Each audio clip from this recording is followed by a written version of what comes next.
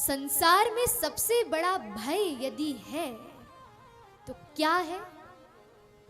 बोले हम लोग काल रूपी सर्प के मुख का ग्रास है, यानी कि मृत्यु। मृत्यु से सब भयभीत होते हैं, प्रत्येक व्यक्ति। लेकिन श्रीमद् भागवत में इतना सामर्थ्य है कि हमारे मृत्यु के प्रति भय को निवृत्त करने वाली है, हमें अभय दान प्रदान करने वाली है ये भागवत जी। 7 दिन के बाद फिर ये मृत्यु मृत्यु नहीं रह जाती। क्या रहती है? बोले प्रत्येक दिन हमारा ठाकुर जी से एक फेरा है। 7 दिन है तो आज का दिन संपूर्ण होगा, तो आज ठाकुर जी से एक फेरा सुसंपन्न होगा, कल के दिन दूसरा फेरा होगा, करते करते 7 दिन संपूर्ण 7 फेरे होंगे। लेकिन ठाकुर जी कुछ पुराने समय के हैं, तो बोले पहले के समय में विवाह हो जाता था लेकिन गौना नहीं होता था, इसलिए ठाकुर जी ने कहा अभी तुम यही रहो, अपने माता पिता के सन्निकट ही रहो, लेकिन गौना कब करूंगा? जब तुम्हारी मृत्यु होगी, जब तुम्हारे जीवन में मृत्यु सन्निकट होगी, तभी मैं तुम्हें लेने के लिए आऊंगा। और फिर वो मृत्यु मृत्यु नहीं, निश्चित रूप से वो हमारे प्रियतम का बुलावा बन जाती है, हमारे ठाकुर जी के सन्निकट जाने का एक मार्ग बन जाती। मृत्यु से भयभीत होना तो सांसारिक लोगों का भाव है। अरे करिष्यामि करिष्यामि करिष्यामि इति चिंतयेत, क्या करेंगे, क्या बनेंगे। 2 महीने बाद कोई फंक्शन हो तो सारी व्यवस्था पहले ही कर लेंगे, क्या पहनेंगे, कौन सी साड़ी पहनेंगे, कैसे मैचिंग सैंडल्स पहनेंगे, कैसी ज्वेलरी लगाएंगे।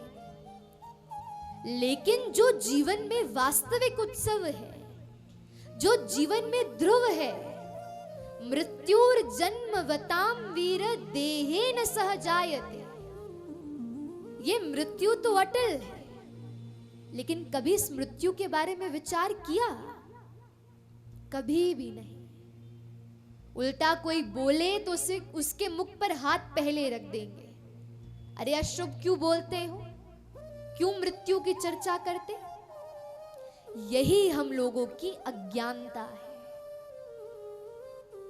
अरे जो संसार में वास्तविक है उस पर क्यों ना चर्चा करो।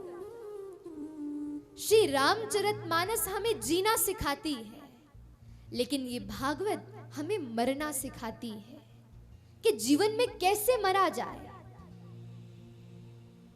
अरे ऐसी भागवत जी है कि जहां मरने की चर्चा कोई नहीं करने देता, लेकिन यहां व्यासपीठ पर बैठकर माइक में मरने की चर्चा की जाती है, खूब विस्तृत भाव से चर्चा की जाती है कि जीवन में व्यक्ति की मृत्यु कैसी हो। अरे हमारी मृत्यु ऐसी ना हो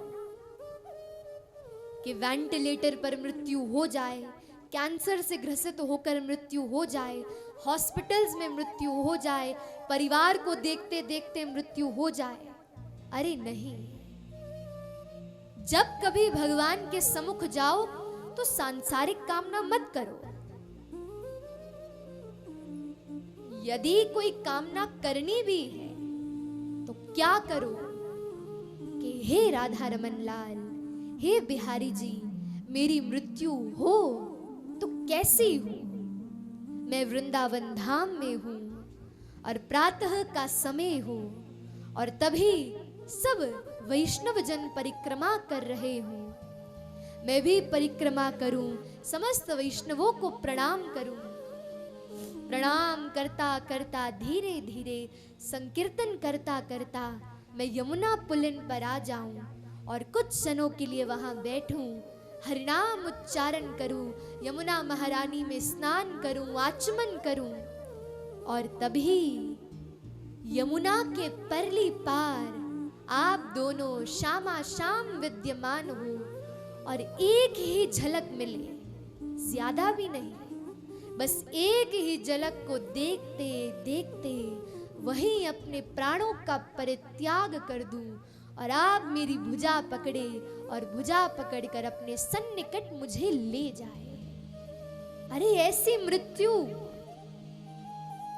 कितनी सुखदाई, कितनी आनंदमयी,